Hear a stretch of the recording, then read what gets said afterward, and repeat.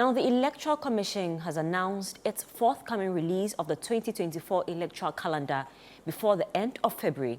This decision follows the Commission's resolution to maintain the original date for the 2024 general election, despite calls for a change. These disclosures were made by the Electoral Commission during its appearance before the Public Accounts Committee of Parliament. Detailed coverage is available in this report by Citi News' Ansheli Zou. Controversies arose recently regarding the potential date change for the 2024 elections, prompted by concerns from the Seventh-day Adventist Church regarding the election day falling on a Sabbath. Despite discussions with political parties and stakeholders suggesting a date change, the Electoral Commission has opted not to alter the schedule for the 2024 electoral year. Dr. Bosman Asari, Deputy Chair of the Electoral Commission, confirmed this decision while addressing the Public Accounts Committee of Parliament, stating that the Commission will soon announce the 2024 electoral calendar. Mr. Chairman, I want to ask the Electoral Commission that in light of the upcoming election, which is barely 9 months away, I want to ask the EC when it will disclose the electoral calendar. Mr. Chairman, we will certainly do it before the end of this month. During the committee session, questions were raised regarding the Commission's failure to use indelible ink in the District Assembly elections, citing a violation of the law. I don't think we have breached the law, because when you look at, as I said,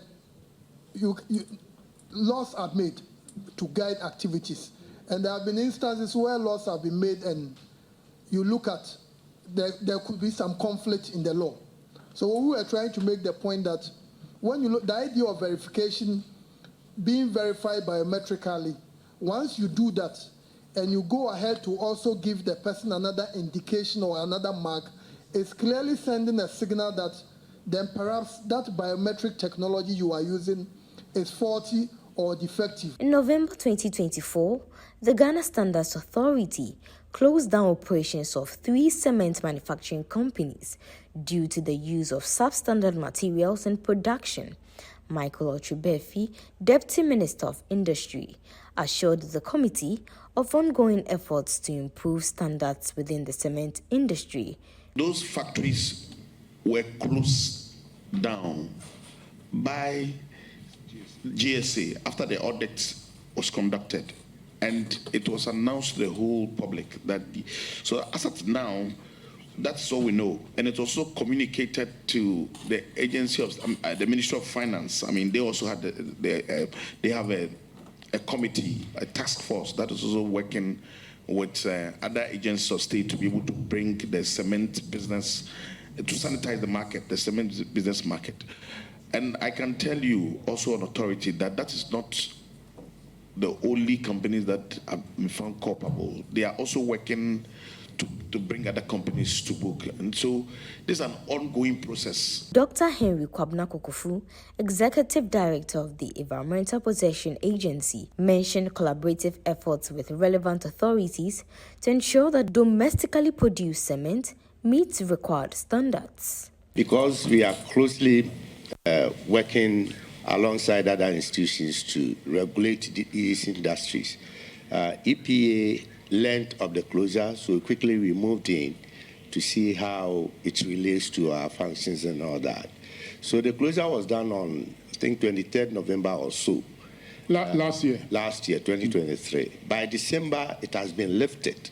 So the companies are working. Okay. When we got in, we got to realize that the closure emanated from the use of raw materials that are not so permitted.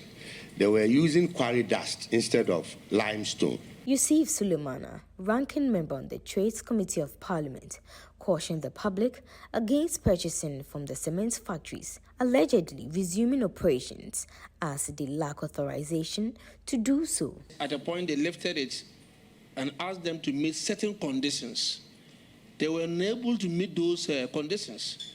So they were asked them to hold on. They shouldn't operate. And so the committee is even working to visit those places. But we have been monitoring.